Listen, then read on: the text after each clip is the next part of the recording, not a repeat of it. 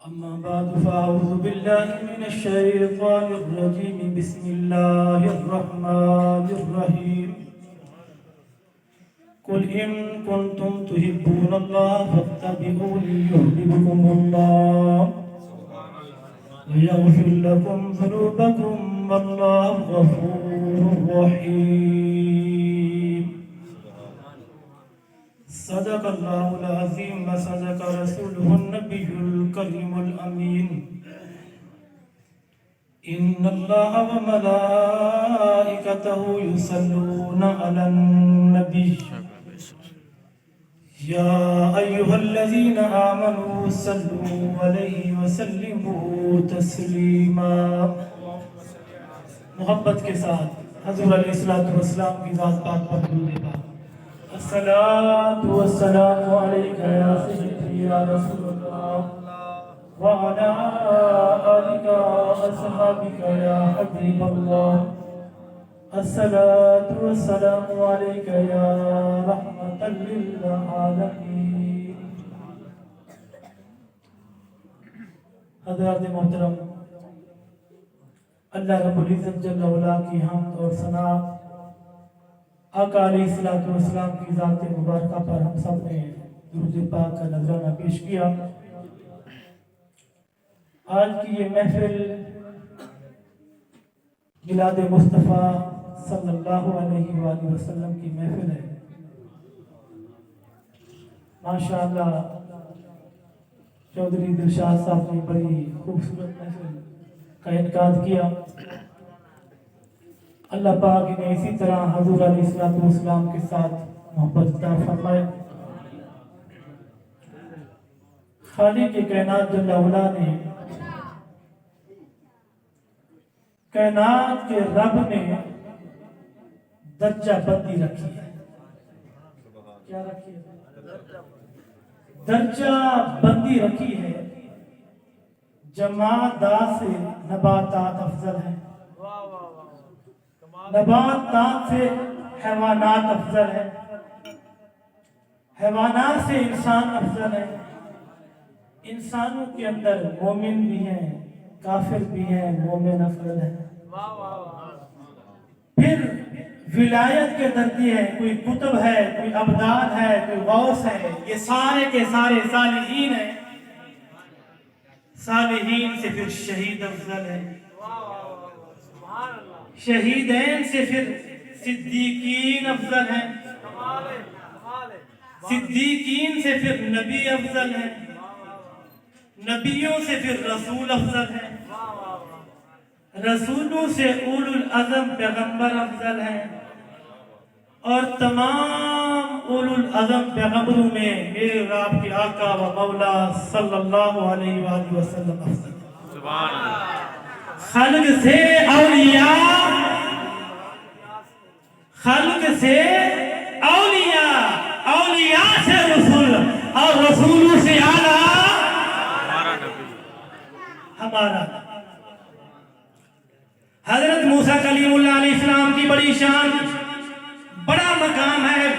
خالق کائنات جل وعلا نے کلام کیا، مگر جب خالق کائنات نے کوطور پہاڑ پر اپنی تجلی ڈالی، حضرت موسیٰ علیہ السلام بھی ہوش ہو گئے، پہاڑ ریزے ریزے ہو گیا۔ آئے اپنے آقا و مولا صلی اللہ علیہ وآلہ وسلم کی شان سنے۔ حدیث ہے بخاری شریف، حدیث کے راوی ہیں 7 صحابہ، 1 نہیں، 2 نہیں، 3 نہیں، 7 صحابہ راوی ہیں کہ معراج کی رات آقا صلی اللہ علیہ وآلہ وسلم کے دونوں کندھوں کے درمیان فَبَدَا يَدَهُ بَيْنَ كَتَفَيَّ فَوَجَدْتُ بَرْدَهَا بَيْنَ ثَدَيَّ۔ خالق کائنات نے معراج کی رات اپنے پیارے حبیب علیہ السلام کے دونوں کندھوں کے درمیان اپنا دست قدرت رکھا۔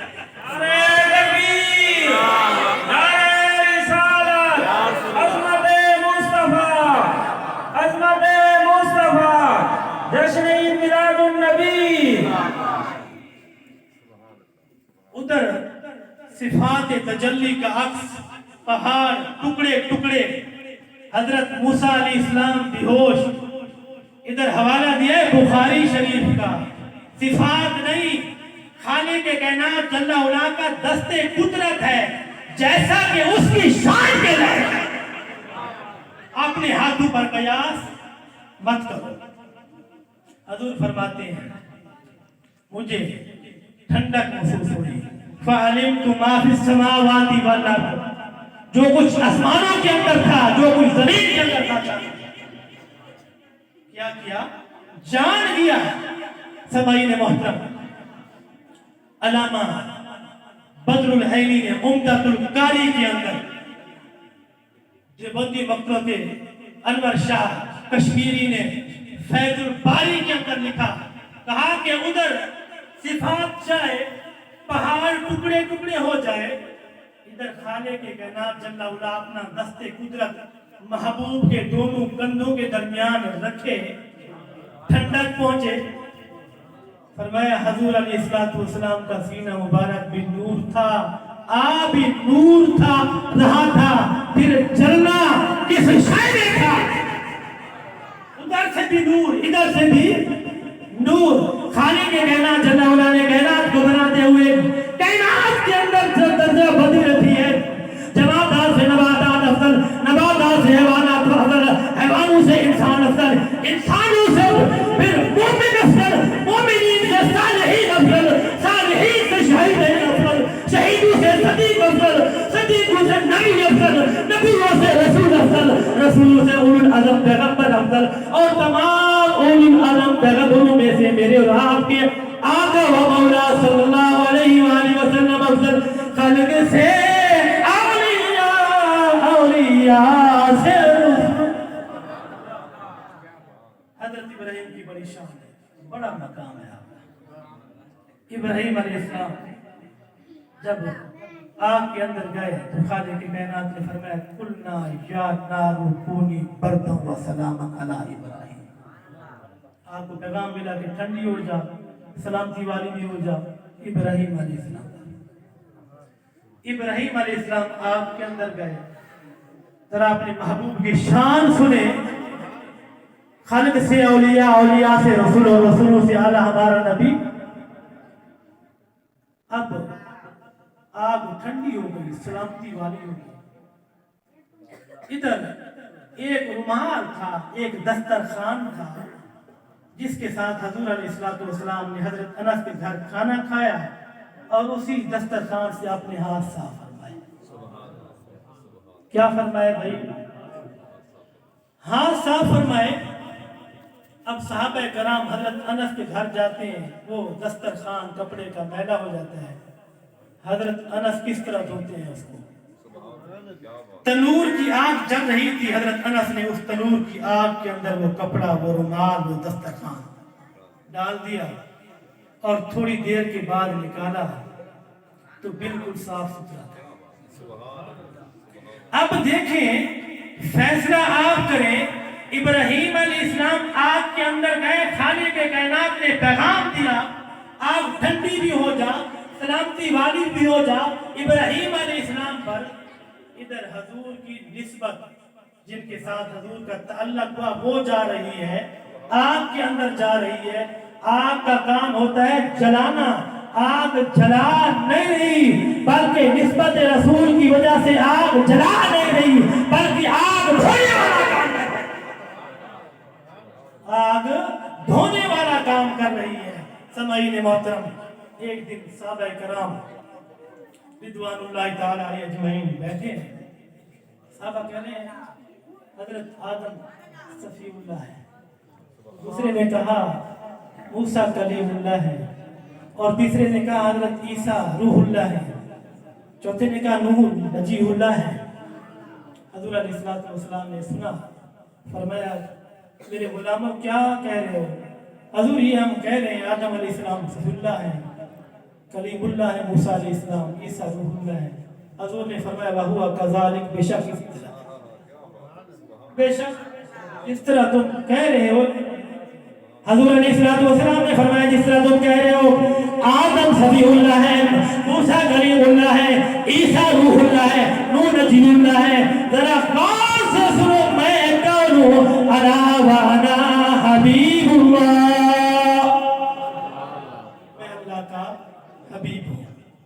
मैं अल्लाह का हबीब हूँ। तो सामाईन मोहतरम, अल्लामा ज़ैद बारवी साहब मोहब्बत रसूल बयान कर रहे थे।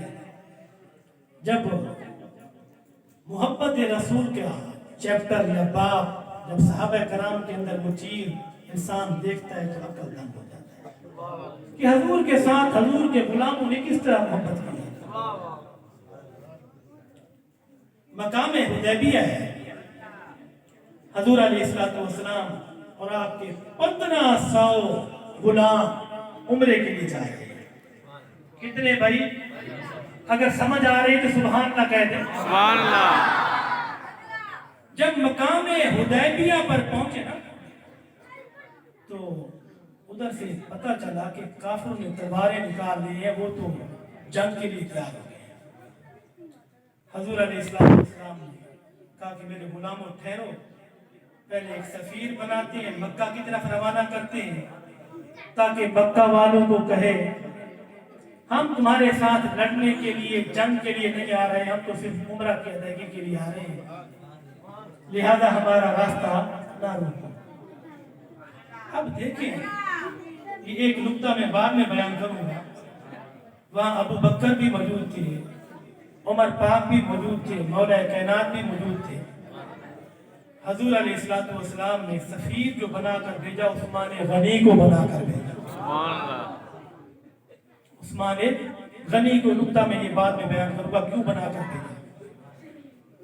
उस्मान गनी वहां पहुंचे, कहा कि ऐ मक्का वालों, मेरे आका सल्लल्लाहु अलैहि वसल्लम और उसके जो गुलाम आ रहे हैं तुम्हारे साथ लड़ने के लिए नहीं आ रहे, जंग के लिए नहीं आ रहे,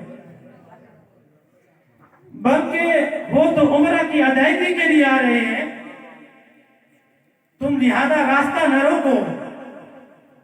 मुशरिकीन ने कहा कि ऐ उस्मान गनी, हम इस साल तुम्हारे आका को मुसलमानों को उम्रा नहीं करने देंगे, तुम्हें इजाजत है, काबा के दरवाजे खुले हुए हैं, ज़ियारत भी करो, तवाफ भी करो और उम्रा भी करो।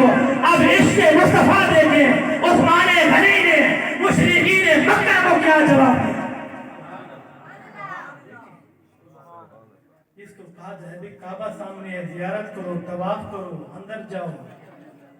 अब उस्मान गनी ने जवाब जो दिया, इधर साहबा कहते हैं आका उस्मान पहुंच गया होगा, हजूर ने फरमाया पहुंच गया होगा, फरमाया कि उस्मान ने उम्रा भी कर लिया होगा। हजूर अलैहिस्सलातु वस्सलाम ने फरमाया उस्मान मेरे बगैर उम्रा नहीं करेगा, मेरे बगैर उस्मान उम्रा नहीं करेगा। उधर मुशरिकीन ने, मक्का वालों ने आफर की उस्मान उम्रा भी कर सकते हो, अल्लाह के घर का तवाफ भी कर सकते हो, ज़ियारत भी कर सकते हो। उस्मान गनी ने आंखें बंद की और काबा की तरफ देखते हुए कहा कि खुदा की कसम, अब उस्मान गनी काबा को देखेगा भी नहीं। उस्मान गनी का काबा ये नहीं है, उस्मान गनी का काबा मक्का में हुदैबिया पर है। सुभान अल्लाह। उस्मान गनी अपना काबा मक्का में हुदैबिया पर है। मैं काबे को देखूंगा भी नहीं। इधर हजूर अलैहिस्सलातु वस्सलाम ने फरमाया कि ऐ मेरे गुलामों, अब मेरे हाथ के ऊपर बैत करो। और सब ने बैत की और हजूर अलैहिस्सलातु वस्सलाम ने अपने हाथ को बुलंद फरमाया, फरमाया कि ऐ लोगों, सब ने बैत की है, अपने अपने हाथों से बैत की है। सुनो, ये उस्मान का हाथ है, अपना सीधा हाथ ऊपर किया, फरमाया ये उस्मान की बैत, उस्मान की बैत है। तो समझिए मोहतरम, अब देखें उस्मान गनी ने मोहब्बत रसूल की तो खाने के कायनात जल्ला के प्यारे नबी ने क्या आजमत, क्या शान से नवाजा। अब जो नुक्ता है वो देखिए, अगर किसी को मुतमईन करना था तो अबू बकर को भेज देते, बड़ा मुतमईन करते। अगर मुज़ाकरात करना होता तो फरूक आजम को भेज देते, मौला कायनात को भेज देते। अब नुक्ता बताने लगा, उस्मान गनी को हजूर ने क्यों भेजा, हजूर ने उस्मान को सफीर बनाकर क्यों भेजा। इसकी हिकमत ये थी कि उस्मान के हाथों से कुरान जमा होना था, जामिउल कुरान। عثمان غنی نے قرآن کو جمع کرنا تھا، 30 پاروں کو شکل دینی تھی اپنے ہاتھوں سے۔ حضور علیہ السلام دیکھ رہے تھے، کچھ لوگ ایسے بھی ہوں گے کہیں گے قرآن کچھ زیادہ سپارے تھے، کم ہو گئے ہیں یا زیادہ کر دیے ہیں، تاکہ ان لوگوں کا قیامت تک منہ بند ہو جائے۔ عثمان غنی نے جو قرآن جمع کیا ہے یہ عثمان کا ہاتھ نہیں تھا، یہ مصطفیٰ کا کیا تھا؟ مصطفیٰ کا ہاتھ تھا، مصطفیٰ کا ہاتھ، خدا کا ہاتھ۔ صحابہ کرام کی محبت دیکھیں، آقا علیہ السلام کے ساتھ محبت غلام کس طرح کرتے ہیں۔ فاروق اعظم طواف کعبہ کر رہے ہیں، حجر اسود کے سامنے ہے، کہا کہ اے حجر اسود تو جنتی پتھر ہے، بڑی شان ہے، بڑا مقام ہے، جو تجھے چومتا ہے تو اس کے گناہ چوس لیتا ہے، مگر فاروق اس لیے نہیں چومتا، تو جنت سے آیا ہے، گناہوں کو چوس لیتا ہے۔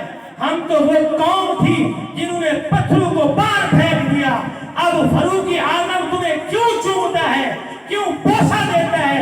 میں نے امام الانبیاء کو بوسہ دیتے ہوئے دیکھا، اس لیے عمر تجھے چومتا ہے۔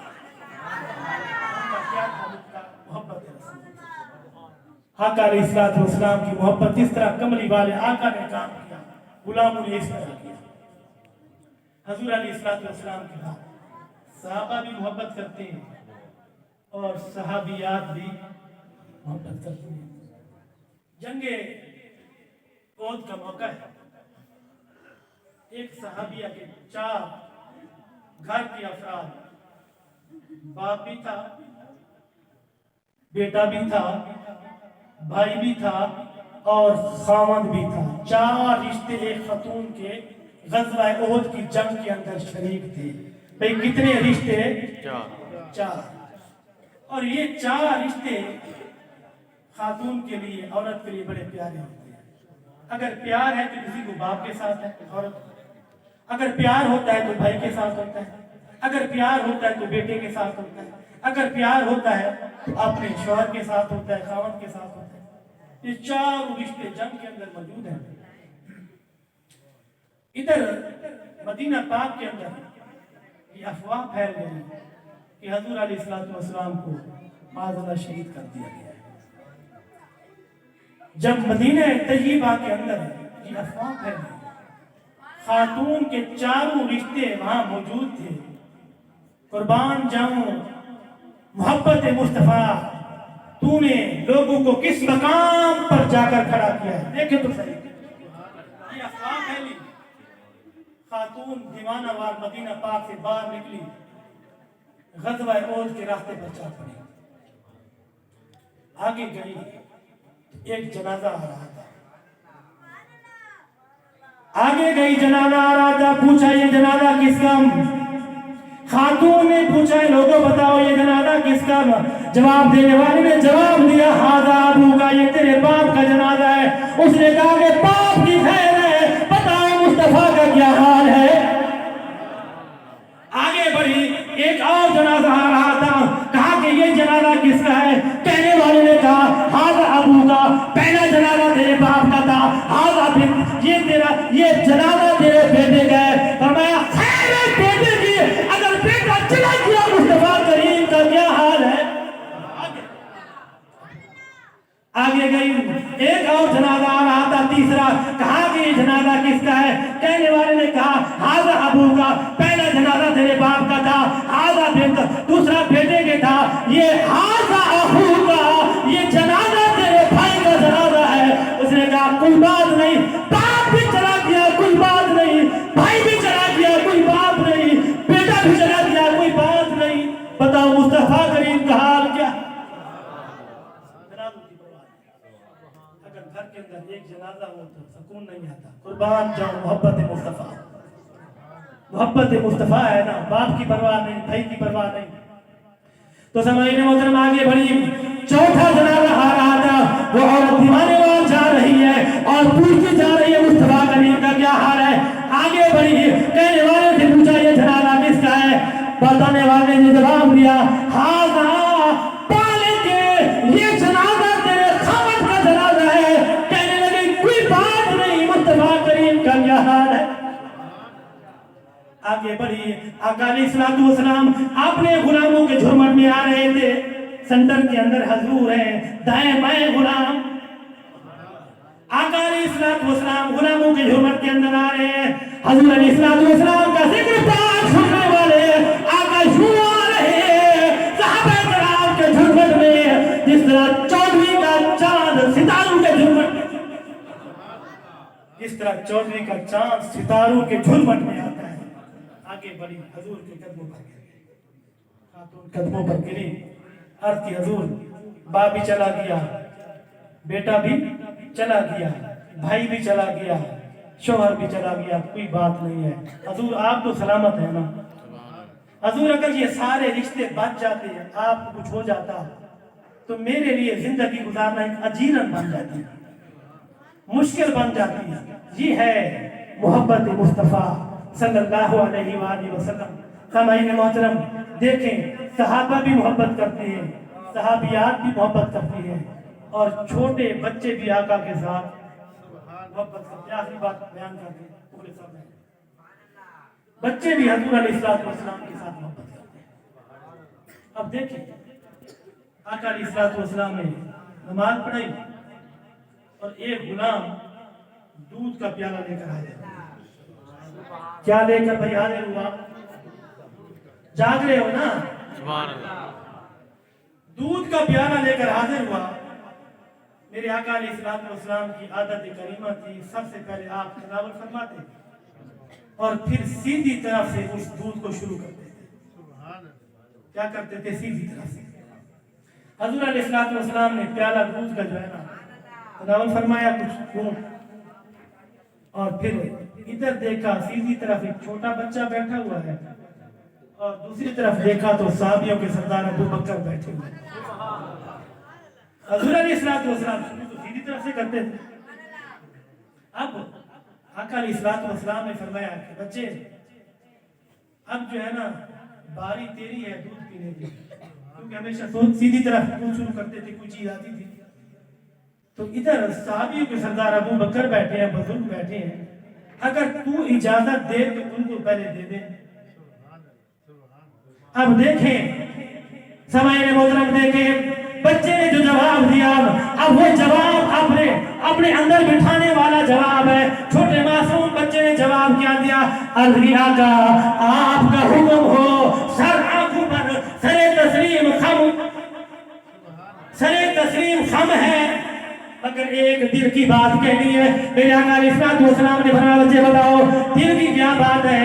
अर्ज़ की या रसूल अल्लाह सल्लल्लाहु अलैहि वसल्लम, बारी मेरी हो जहां आपके होंठ मुबारक लगे हैं, बारी मेरी हो जहां आपके होंठ लगे हैं, मेरे होंठों की बारी हो।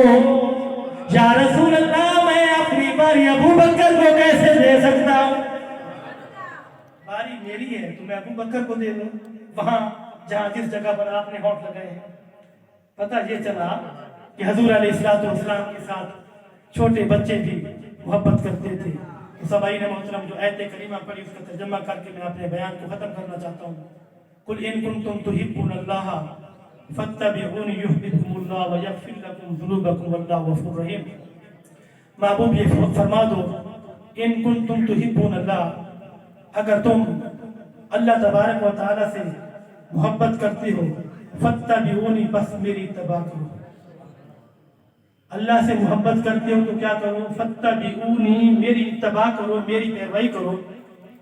युहब्बुकुमुल्लाह, अल्लाह तुमसे मोहब्बत फरमाएगा। व यगफिर लकुम ज़ुनूबकुम, और तुम्हारे लिए तुम्हारे गुनाहों को माफ फरमा देगा। वल्लाहु गफूरुर रहीम, अल्लाह बख्शने वाला भी है और रहम फरमाने वाला भी है। वाखिरु दावाना